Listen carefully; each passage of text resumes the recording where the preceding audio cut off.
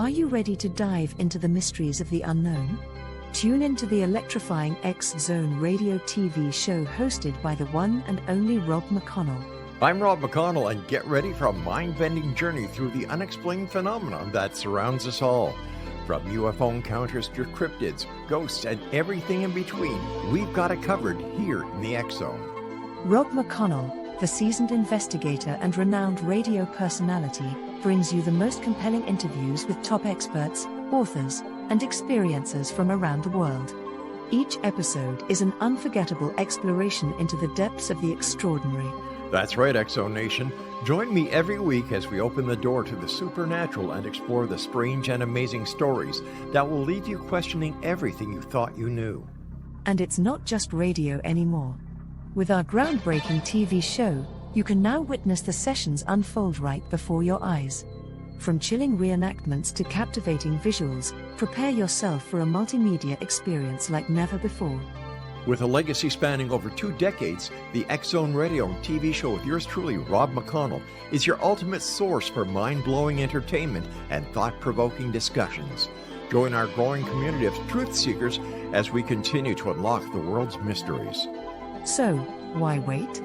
Step into the X-Zone and embark on a journey that will challenge your beliefs, ignite your curiosity, and keep you on the edge of your seat. Remember, X-Zone Nation, the truth is out there, and it's waiting for you right here on the X-Zone radio and TV show with yours truly, Rob McConnell. Don't miss a minute of the action. Tune in now on your favorite radio station or visit xzoneradiotv.com to join the adventure. The X-Zone radio TV show with Rob McConnell, where reality meets the unknown. The X-Zone radio TV show, unraveling the secrets of the universe, one episode at a time. For more information, visit www.xzoneradiotv.com.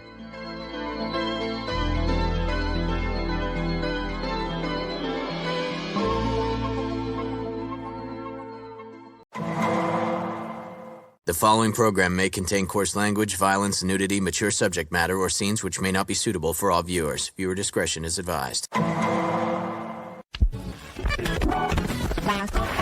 All Hit Radio.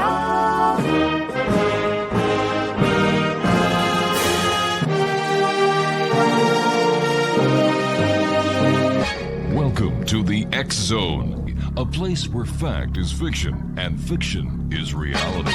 Now, here's your host, Rob McConnell. And welcome back to the X-Zone. I am Rob McConnell. We're coming to you on our broadcast networks right across Canada, around the world, here in North America on the X-Zone Broadcast Network, Talkstar Radio Network, Mutual Broadcast Network, and live on radio from the home of Classic 1220 CFAJ right here in St. Catharines, Ontario. They stream us at classic1220.ca. This is PPRI Net Week here in the X-Zone. We're talking to people who are going to be participating in the 2025 Hamilton Paranormal Symposium that is going to be held on November the 1st in Halifax, Nova Scotia. And tonight we're going to be talking to Amy MacNeil. Now, Amy is a passionate researcher and advocate for UFO disclosure. From childhood curiosity inspired by Star Trek: The New Generation to her academic background in psychology and her global experiences across Canada, the United States, and Australia, Amy has built a unique perspective on one of humanity's most enduring mysteries, influenced by key moments like Paul Hellyer's 2025 revelations. Joining me now is Amy MacNeil. And Amy, welcome to the X-Zone. Hi, Rob. Thanks so much for having me. Great to be here. Great having you with us. Amy, UFOs, a big topic these days. How did Star Trek influence you? Yeah, great question. People always ask what first got you into this topic. And for me, because I started watching Star Trek so young, it was just always a part of my life and my worldview. I was born in the mid 80s. And so by the time I started watching it with my family, it was the late 80s, early 90s. So I was quite literally 4 and 5 years old watching this show with my parents. And I would have questions and I would speak to my dad about it. And I would ask him, is this real? Could this be real? Mhm. And he was a really interesting guy. He was really religious, but he was able to really hold these two ideas together that, he believed in a Christian Catholic God, but he also believed in intelligent life on other planets. And so it's just always been a part of my worldview. And as I got older, you mentioned Paul Hellyer's disclosure back in 2005. I was 20 years old. I didn't hear of it in 2005. I think it was more like 2007, 2006, 2007. It wasn't exactly when it happened, but it was sometime later. And I remember it just massively impacting me because at that point, it had always been something that I believed, but I was well aware of the fact that, there were many that didn't, and that it was not a widely held belief, across at least Western cultures. And so I knew that, my belief in it wasn't something that was widely accepted, even, to share outside of sort of my close family unit. And when Paul Hellyer came out in 2005 and stated that, non-human intelligence, aliens, extraterrestrials are real, UFOs are as real as the planes flying in our skies, as he said, he was the highest ranking member of the G8 to come out and to say, to make those claims, to say what he did. And it really stuck with me. He was Canadian. This is a man he had a decorated career in Canadian politics. He's a former minister in the government, a former MP. He was considered to be at one time the prime minister for Canada, of Canada, I should say. So he didn't end up becoming prime minister, but that tells you how high up in the government he was at the time. And he was a former defense minister as well. So really interesting guy. That's when I started taking it seriously and started looking into it. One thing about Paul Hellyer, he never produced any evidence of that any of his claims were valid. How do we Yeah, explain absolutely. That's really interesting. And so I read his books, right? I went right to the source material and said, well, what is he saying? And why? The number one thing I wanted to know about Paul Hellyer was, why did he believe this, right? Like he held this information so dear, and what he claimed, and he wouldn't name his sources. And I think that's one of the issues, right? Is that he is protecting the names of the people directly who told him this information, Right. and basically just saying, trust me, right? And I suppose I am putting that trust in him after reading his books. But yeah, it was somebody high ranking that had to do with Roswell that he spoke with. And he said that this person had direct, firsthand knowledge. Paul Hellyer said that there was too many coincidences in this person's account of what had happened based on what he knew as defense minister, based on names and titles and positions and locations. And so he felt the information was credible. And I feel Paul Hellyer's information is credible. But you're right, it's controversial, like many in this field. But how can you take the word of somebody who, number one, held such a, he was the deputy prime minister under Pierre Elliott Trudeau, Mm. and yet people that worked with him in the ministry, as when he was the Minister of Defense, have gone on record saying, we don't know what he's talking about. We have no idea. And the fact that he only started talking about it after he retired certainly does, cast a shadow on his credibility. It does. It does. But he admits he's passed now, but Yeah. he admitted himself that as defense minister in Canada, he ignored UFO reports. They came into him and he completely dismissed them. He thought there was nothing there. So he only actually came into the information from this, personal person who is involved in Roswell later in life, which is what had led him to hold those beliefs later in life. I always felt that as he was getting so old, 80s and 90s, and still sort of speaking about this, and from reading his books too. I mean, his age, I think this is a controversial topic to talk about. You know what I mean? And his family, he's got family businesses that are prominent in the Ontario area. I don't know if they're still going on, but based in his books, he had historical family businesses that, they had a reputation attached to. And, maybe he didn't want to come out for fear of ridicule until he was old enough to simply not care anymore. Hard to say, but what I will say is, based on his books, this is what struck me, and this is why I found him credible. He was really just trying to envision a better life, a better way forward. He saw disclosure as a path towards that. He thought that one of his biggest issues is with the banking system. I think we all sort of know and accept that there are fraudulent aspects about, the banking system as it is. And we all sort of just accept it and move on. Paul Hellyer had ideas to change, even way back when, like in the 50s and 60s, he had ideas to change. But anyway, I'm not saying he's perfect. I'm not saying I agree with absolutely everything he's saying. I'm just saying it struck me, it struck me when he came forward. What strikes me is that as the Minister of Defense, he was not taking the incursion of Canadian airspace by objects that weren't identified. That could very well have been a threat to the sovereignty of Canada. And to me, that's rather scary. Oh, absolutely. Absolutely. But interesting that he'd be able to share their perspective, later in life, understanding where some skeptics were still coming from, because he used to be one. What was the moment that your interest shifted from an entertainment aspect to a real serious inquiry that brought you to the field of UFO investigation? Yeah, fair. Good question. So I would say that there's one topic that brought me there, and then there's one event that brought me there. Okay. And so I'll tell you about both. And the topic would be the existence of OSAP. So that's AAWSAP. It stands for the Advanced Aerospace Weapons Application Systems Program.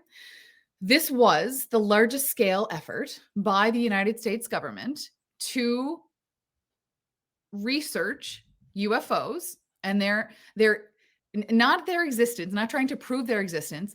The study accepted their existence and wanted to examine their effects on humans.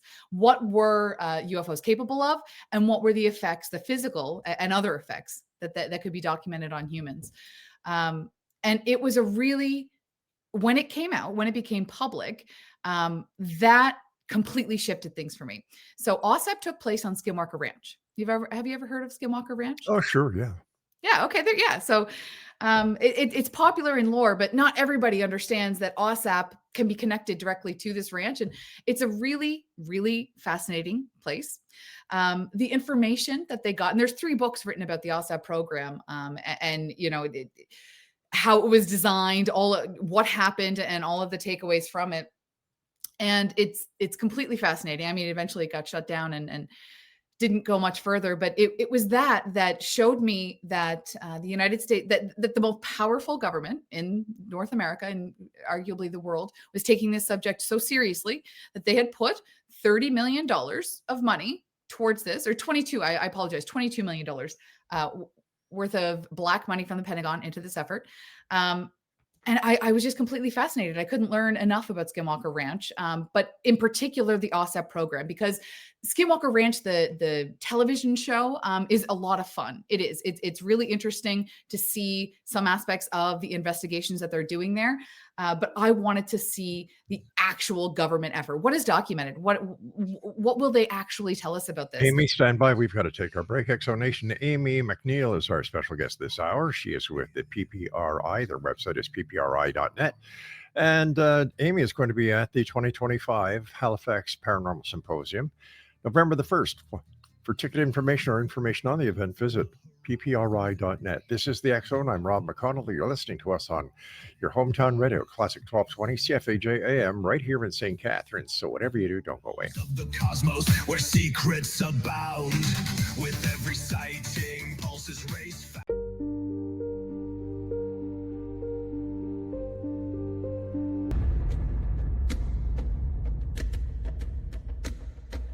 Are you ready for a tale that will leave you on the edge of your seat? Get ready to dive into the gripping memoir by Bart Sibrel titled Moon Man. Bart Sibrel takes you on a heart-pounding journey, unmasking the truth behind America's famous Apollo missions. Prepare yourself for hair-raising encounters with agents from the U.S. government's top secret agencies.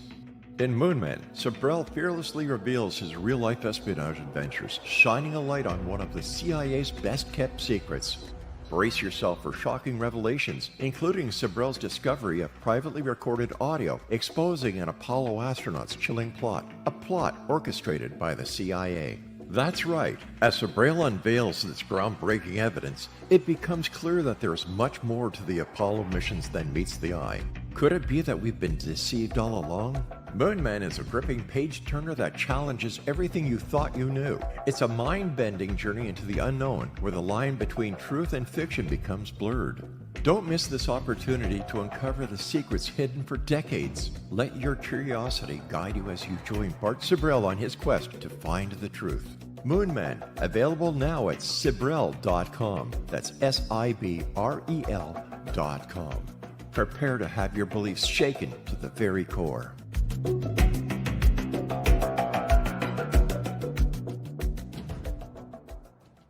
Of old, fact meets fiction in this realm of delight. In the X Zone, where dark turns to bright.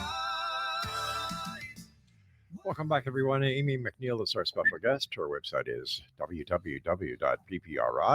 And this is PPRI Week here on the X Zone. We're talking about the 2025 Halifax Paranormal Symposium that's going to be held on November the 1st, a couple of days after Halloween. UFO transparency is one of the biggest questions. You know, there's been two now congressional hearings on UFOs. Nothing really came out, nothing spectacular. Yeah. Mainstream media was paying attention, but all of a sudden the interest is gone. In your opinion,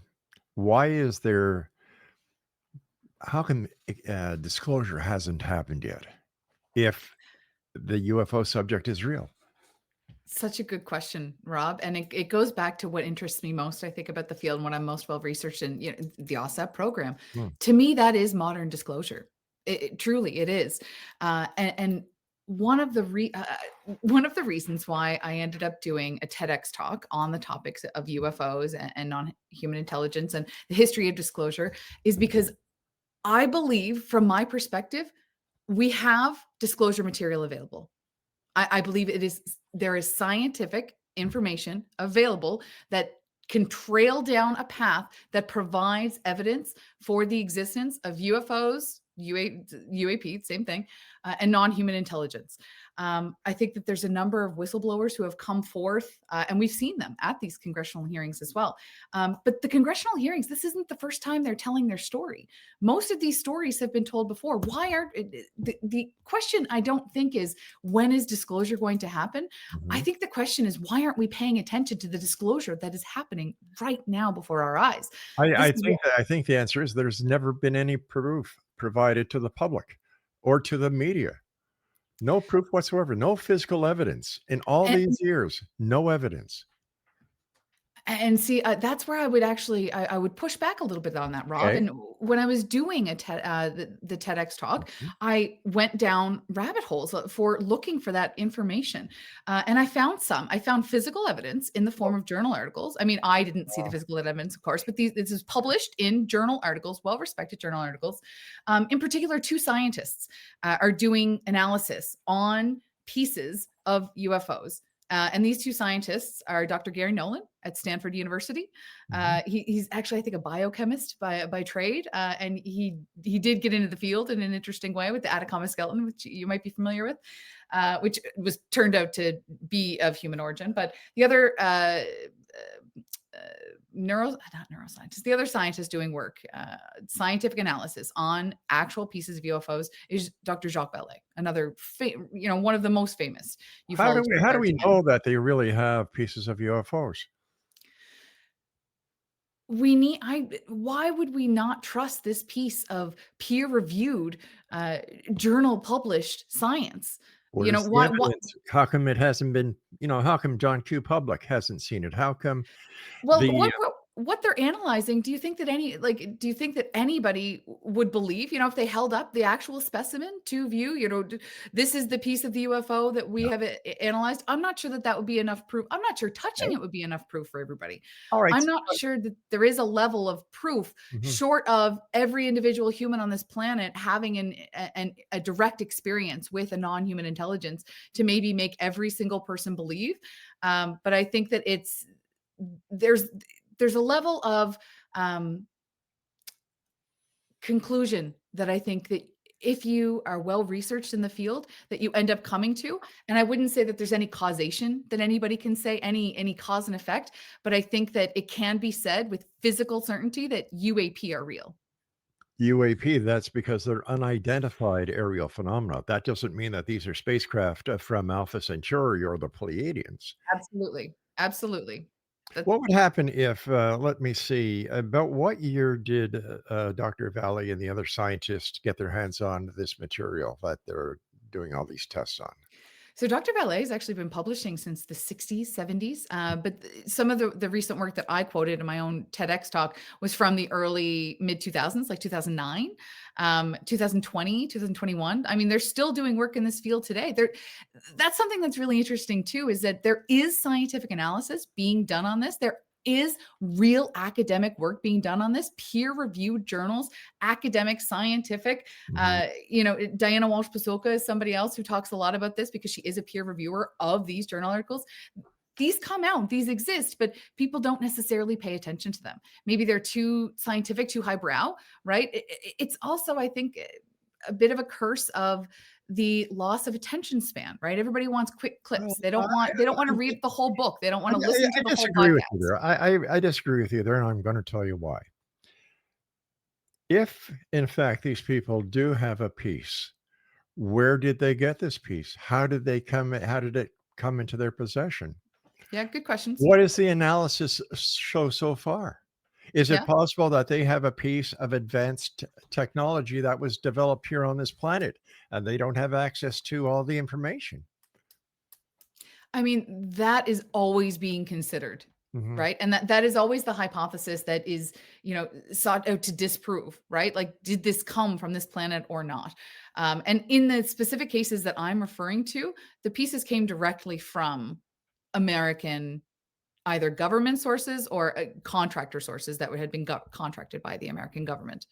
But once again, we don't know if it was from a UFO crash I or mean, an alien entity or a spacecraft, whatever. the scientific analysis showed that it had particles that could not have been produced from this earth. I mean, Okay. I'm quoting journal articles. I'm quoting scientific journal articles that exist, that can be looked at, that can be searched Yeah. by Dr. Jacques Vallée. But I understand that there's, without seeing something directly in front of one's face, I understand that there's a huge level of skepticism. I think that there's just too much evidence to ignore that this is a real phenomenon. I think that it's much more real and much more present than most people believe it to be. I think a big problem with the UFO phenomena is that there's been a lot of hoaxes perpetrated, that it's been Mhm. the topic of sensationalism. A lot of these so-called UFO researchers wouldn't know how to research the opening of a can of tuna if they were asked that question. There's a lot of armchair researchers out there that if anything, add to the disinformation than information.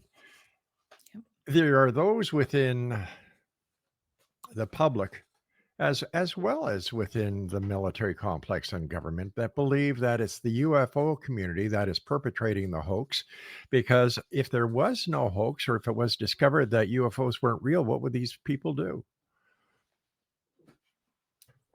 You know? I think it's interesting because what recent UFO hoaxes would you refer to, Rob? Like, Roswell. that was in 1945. Like, that's not recent, It's you know? it is recent in the timeline of history. And Sure, researchers who have once come out to say it was real, like Kevin Randall, now says the information was false. So when you've got Well, people like Kevin Randall, who's a lieutenant colonel, who's coming out and saying the information was false.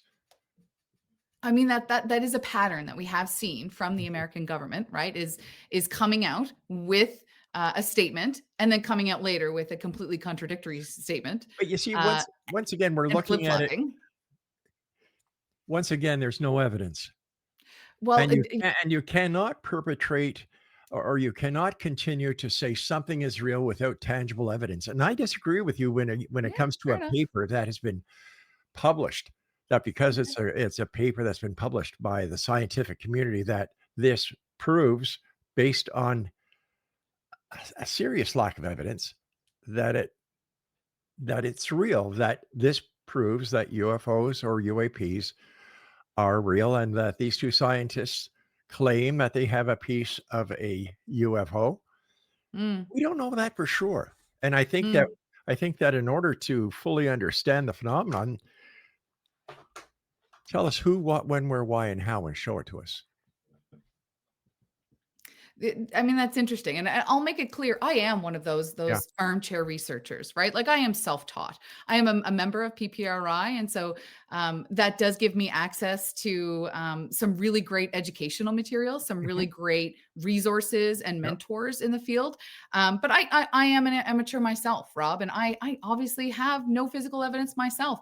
If I did, I'm not sure that you or anyone else would believe me. I would just say that it is something that I've done a considerable amount of research into. Um, and when I say that, I don't mean, well, I should say not limited to internet research. Most, if not all of it, has been on the basis of books, documentaries. Sure. And so I have come to the conclusion that it is a real phenomenon. I have no sense of cause and effect, Sure. right, at all. But based on the available evidence, yeah, I have. And so I'm really interested. I hate to Before I do go- this, but I've got to take a break. Please stand by. Exxon Nation. Amy No problem. MacNeil is our special guest, www.ppri.net. And Amy is going to be at the Paranormal Symposium 2025 in Halifax, Nova Scotia on November the 1st. We'll be back on the other side of this break. Don't go away. With over 35 years, he ignites the light. A voice from the north where whispers are bold, stories untold in the echo.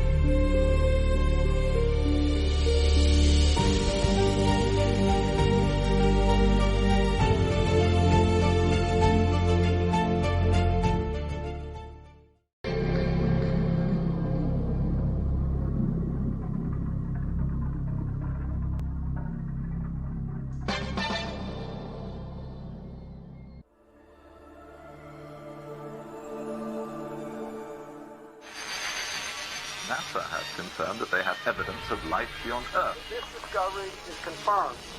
Well, let's see, we've had visitors again. Yeah. Probably worth mentioning.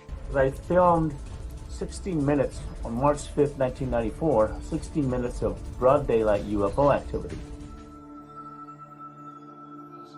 The other side, the spirit realm, is a parallel dimension which runs, which coexists with ours. And what spirits are doing is they're sending waves of frequency from that dimension to ours. The government instituted the truth embargo. The government poured disinformation and misinformation into this field, encouraging hoaxes and any other foolishness. It created a truth vacuum that naturally was going to be filled with theories and assertions and other stuff. The oil oligarchs and the banks and the people who are making decisions that are leading us down the wrong path. They've undermined the research, intimidated and threatened witnesses. The government is responsible for the fact that the status of this issue is not resolved. I'm Rob McConnell, host and executive producer of the X-Zone radio show. Now we are set to bring the amazing world of the paranormal and the science of parapsychology to broadcast TV and online video with the development of X-Zone TV.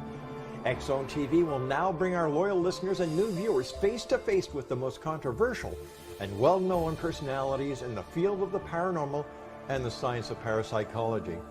From scientists to theorists, astronauts to adventurers, celebrities, pundits, advocates, and naysayers, they'll all join our rapid-fire TV broadcast, interactive discussion, and debate.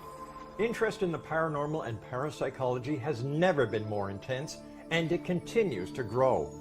The truth is out there, so take a deep breath and join us as we step into the light. For more information about X-Zone TV, please contact me, Rob McConnell, directly at these coordinates, Rob McConnell at xzonetv.com.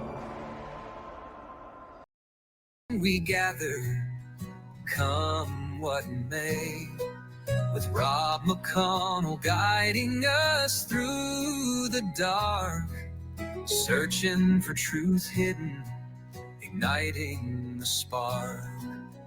Whispers of spirits, both gentle and bold. And welcome back, everyone. Amy MacNeil is our special guest, www.ppri.net. What do you think, in your opinion, having done all this research over the years, the biggest gap is when it comes to the investigation of UFOs or UAPs? Yeah, I think it's could be best summed up by saying the right hand isn't talking to the left hand, right? And I would be paraphrasing Jacques Vallée in saying that, because he has identified that as the biggest problem that's been hindering UFO research. And I mean, it's something that has been discussed. If you believe that the American military has also been had access to these craft and have been attempting to reverse engineer them, and if you believe that some of the whistleblowers who have come forth to suggest those claims, this is done in such small silos that it's almost impossible to try to get a sense of the bigger picture when everyone is working on such small pieces and not cooperating, right? And so from Jacques Vallée's perspective, that's probably like a lack of inter-country cooperation and even a lack of inter-university cooperation. In your opinion, what has been the latest UFO sighting or UFO encounter in modern history that proves or points to the fact or the speculation that UFOs are real and that it cannot be denied? Yeah. So I would say that if I had to pick one particular encounter, it would be the one in Rua, Zimbabwe. So that was back in 1996. And in Rua, Zimbabwe, there was about 60 school children one day who claimed to have seen a UFO land at their school. They claim to have, some children claim to have interacted with the extraterrestrials as well. And these children have kept up their claims now for, almost 30 years, some of them. There was a recent documentary where there was a single individual who did come out and say that he made up a story about, there was a big shiny rock and he made up a story, but that's a UFO, and everybody, that's a UFO, go look at that. There are other children who are now full-grown adults who continue to tell the same story. There was a recent documentary as well about the Rua, Zimbabwe UFO sighting, where the headmistress of the school as well came out and said publicly via this documentary that she had had experiences with the craft and with the non-human intelligence as well, but she hadn't felt safe enough to come forward back in the 90s to say that. And it was one of the cases that was investigated by Dr. John Mack, who was, again, a highly controversial but really interesting guy in this field. He was the head of psychiatry, pardon me, at Harvard University. And he began to see abductees that he called experiencers. And that's how he kind of got into this field. And anyway, he went over to speak with the children. And there's a documentary on that as well that you can see Dr. Mack speaking to these children. But that would be the one event I would go to, Rob. Why do you think there's such a difference in between the way the Canadians investigate UFOs, UAPs, compared to the way that the Americans do the same type of investigation? Yeah, super good question. But I'm actually not sure that today it is so different. I think that it used to be quite different. I'm not sure that it's so different today. I think that today Canada is taking a lot of its cues from the United States. And I think that that's leading to more secrecy versus more transparency. But in the past, it was treated more as like a research issue here in Canada. And it was almost because, And this boggles my mind, but it was because people simply weren't interested in receiving the reports. And because of this, all reports, up until 2021, all reports were funneled to one man via the National Research Council, Canada's UFO guy, Chris Vertelski, who I was lucky enough to meet at last year's paranormal symposium in Halifax. I was lucky enough to meet him and ask him some questions. And so the wealth of knowledge that he has and the wealth of data and the number of books that he's put out because of the content that he's been able to receive as a civilian researcher, but truly one of the most knowledgeable people in Canada about our own history of UFOs, so much so that he has briefed our own government on the history of UFOs in Canada because he knew more than the sitting government did. So yeah, I think it's been really interesting that we treated it with in a research way. And I almost wish I could go back and turn back the clock. But since 2021, Chris Vertelski has not received reports. And I think that it is being treated a lot differently in the government. I think we're taking our cues from the Americans. And I don't think that if Americans are uncomfortable with disclosure, that the Canadian government is going to be comfortable with it. What effect on society do you believe that the disclosure of the existence of UFOs and ETs would have on society and religion and so on? I think it's such a great question. And I think it's something that's so big that I couldn't possibly answer that with any realism. But what I can tell you is the way that it's changed my reality and changed my perception and how I would maybe expect that could go forth for other people.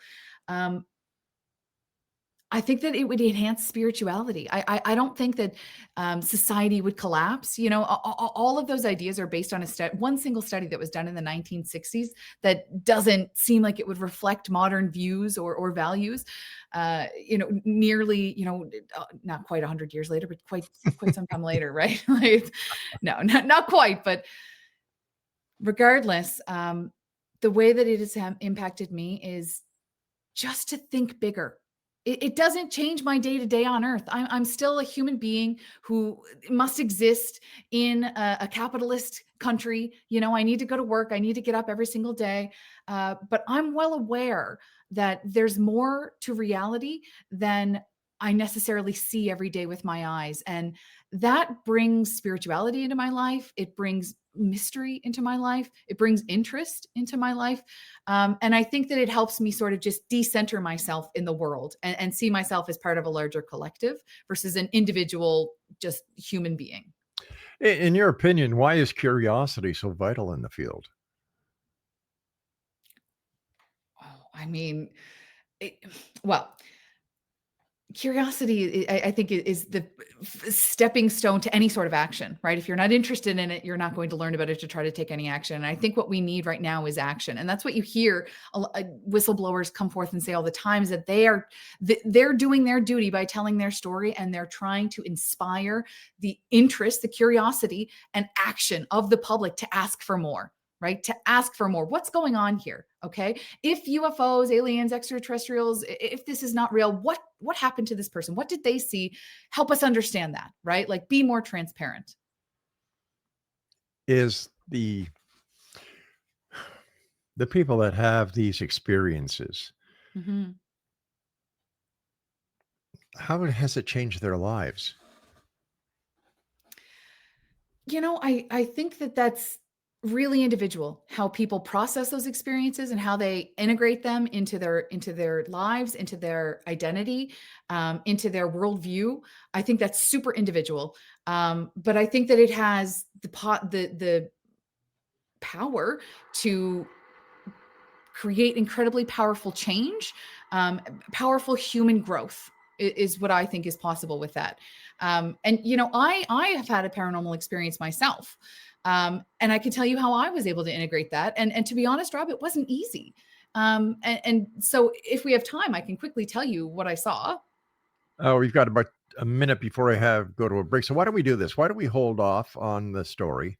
And I'd love to hear it. I truly would. And I guess the way that I've seen it is that the younger people are much more open to the possibility of ufology than the older generations are.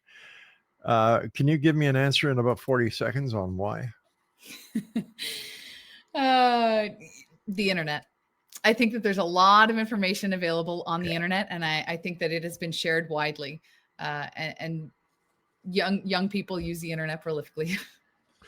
Stand by, Amy. We've got to take our final break. Exo Nation, Amy Sounds great. MacNeil is our special guest. We're talking to Amy, who's going to be at the 2025 Paranormal Symposium in Halifax on November the 1st. It's going to be held at the Halifax Tower Hotel and Conference Center that offers a refined blend of maritime hospitality and modern luxury.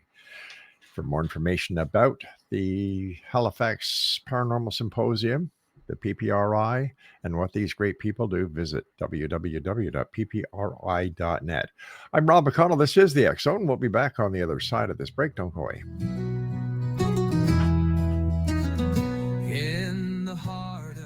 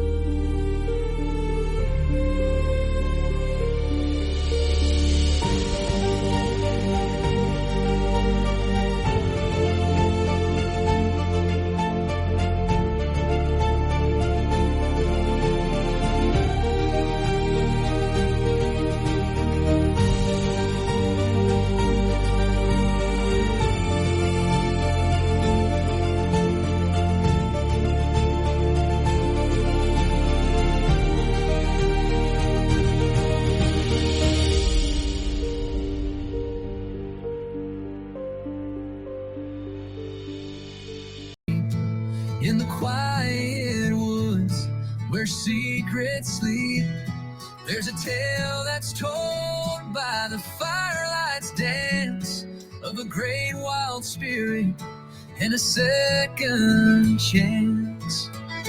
They say he's a giant with a heart so bold, covered in darkness with stories untold. A creature of legend from the tales of yore, known as Bigfoot, but he's so much more. Oh, Bigfoot, wanderer of night. And welcome back, everyone. Amy MacNeil is our special guest, www.ppri.net. Amy, people going to the 2025 Halifax Paranormal Symposium, what can they expect to see? We've got some really great content coming up. The one I'm actually most excited to see is by my fellow team member, Pierre Philotreau. He's going to be talking about Ouija boards. And that's an area that I refuse to dabble in. I don't know what it is. I don't know if it's because I was raised Catholic, but I absolutely won't go near it. But we've got some really, really great work that'll be available. We've got a mediumship session with a local medium, Laura Warren. We've got information about energy healing and EVP, electronic voice phenomenon. We've also got Dr. Yana Greenberg, who is going to be doing a talk on ancient aliens. Any fans of the television show Ancient Aliens, I think would really enjoy her session. So yeah, it's going to be a great day. In fact, Yenna's on right after you tonight. Oh, well, that's fantastic. What a great lead-in. Well, if you were to get a call from somebody in the Halifax area saying that they had seen what they think was a UFO, how would you investigate it? It's a really great question. And it starts with interviewing, right? It starts with just going to the person who saw something and speaking to every single person who witnessed anything, taking down their account, a really, really detailed account. So we actually have developed something at PPRI, which is, a really detailed checklist for UAP sightings. And we're going down to, how did you see this? What, was this through a window? Was this through glasses? Was this outside? Were you inside? What was the lighting like? What was the weather like? What time of day was this? It's a really incredibly detailed questionnaire. And then from there, if evidence warrants, if the interview warrants, you can do physical evidence collection. That's not something that I've been part of here at PPRI during my time, but it would be the actual next step. And from there, I think that we would begin to involve our contacts more widely. So, PPRI is linked up with Chris Rutowski, who has some of the best contacts for the UFO research in Canada. And I think we would, if it was a serious case, take it from there. One of the most famous cases out east is the Shag Harbor. What do you know about that? Yeah. Well, we've got, I took a class from Dr. Chris Stiles. I'm not sure if he's a doctor, but still Chris Stiles. And he is really the foremost expert in the Shag Harbor UFO incident. And he's really fascinating to listen to. So, I know the basic story, something crashed. There was, yellow or green sort of foam seen. There were lights seen. This was seen by a number of people. There was debris that washed up that was found and collected, but then it was shipped off and never to be seen again. Really interesting case, really well known, and well known, I think, because it was either the only one or one of the only ones ever actually formally investigated by the RCMP, which kind of puts it on the map. Chris Stiles is a really interesting guy because he knows a lot about the history of the UFOs in the Maritimes. And he looks at, there's some other interesting UFO experiences, I think, that happen in the Maritimes that get less attention, that are actually a little more sensational. So I couldn't really say more about it than that, but I'd pay attention to his research and what he says. I've had the pleasure of talking to Chris, and I've had Chris Rutowski on the show a number of times, and of course, Chris Stiles. Very interesting gentleman. Very interesting. Yeah, absolutely. It's been great to be able to be connected to them in the field. Let me ask you this question. If disclosure were to happen tomorrow, what would you want the public to understand first?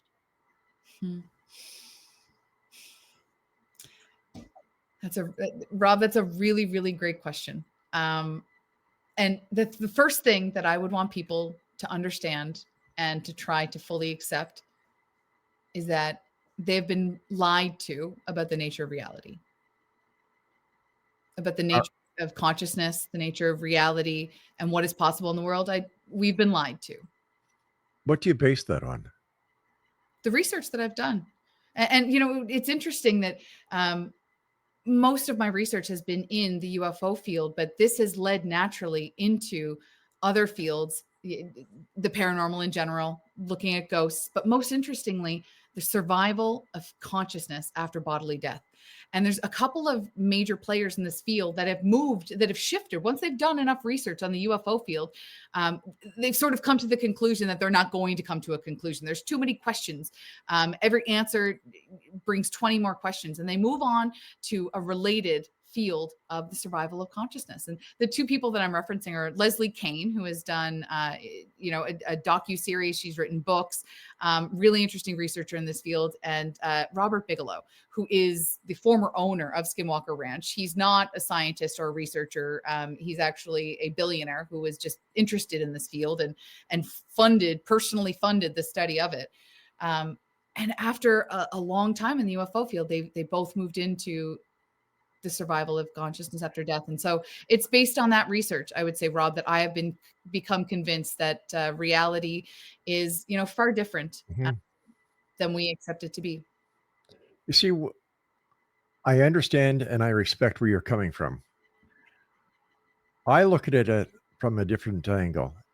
Did these people go into some other field? Did they go from ufology to consciousness because they just couldn't get to the answers that they wanted or that they were seeking answers to in ufology? And if that's the case, I don't understand why they would just shift without knowing for a fact or having some evidence that the lack of information or answers that they were going after in ufology, what led it to consciousness? I understand that MUFON was doing the same thing because, quote and unquote, we were losing members and we had to come up with something else to keep the membership going. Well, it's an interesting question, Rob. And from my perspective, it's all about perception. And that would be basic human perception. there's an idea that experiences with UFOs, UAP, non-human intelligence, that there's a level of controlled perception, that maybe we don't see, maybe we see things that are not there, or we see things that are there, or we see things as they are, or we don't see things as they are.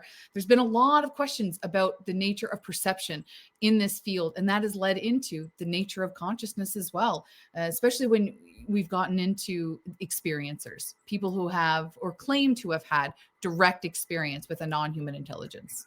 One of the most shocking interviews that I produced was for another host on our network, was Bud Hopkins' wife.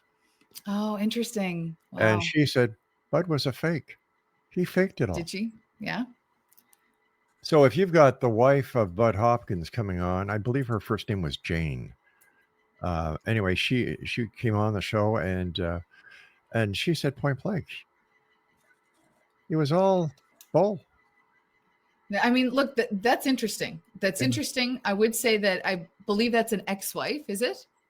I don't think that's dead. His current wife. No, I know he is. I know. And prior to his death, it's interesting. He was actually quite good friends with Leslie Kean. Somebody I mentioned earlier. But right. Look, I think that's interesting, but I think you also have to maybe look at someone's motive. What was their involvement? Bud Hopkins is a really interesting figure. I have read some of his books. I think he is an interesting guy, but he was not a scientist. He is not somebody that, I would reference as proof, as modern disclosure or as proof of UAPs or UFOs. But you just came, you just opened a door when you said he wasn't a scientist. The majority of UFO researchers aren't scientists.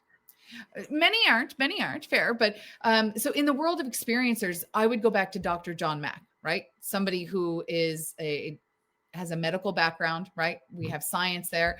And I'd be referencing his work with experiencers over somebody like Bud Hopkins, who was, a painter by trade. Yep. Interesting work, but I rely on Dr. Mack's books to inform my research and my worldview versus somebody like Bud Hopkins. What's your take on hypnotic regression? Interesting, but not something that I put a ton of stock into, and I know that is that was Bud's method. But it's also a lot of other people within the UFO community, including Betty and Barney Hill. Yeah, fair enough. An interesting. Yeah, fair enough. Yeah, and I mean it's not something that I would know enough about to say, right? But I would say that when stories stay consistent for decades, that there's something there. We're coming down to the final minutes. First of all, I'd like to say that I love the way you think. I love the questions you ask. I love the way that you dig your heels into something. And I wish there were more researchers and investigators out there like you, because I think the truth would be found a lot faster. I appreciate that, Rob. I do. Thank you for the kind words. Where do you see your work and advocacy heading in the next 5 years? That's a great question. I'd like to continue to work with PPRI on more education aspects.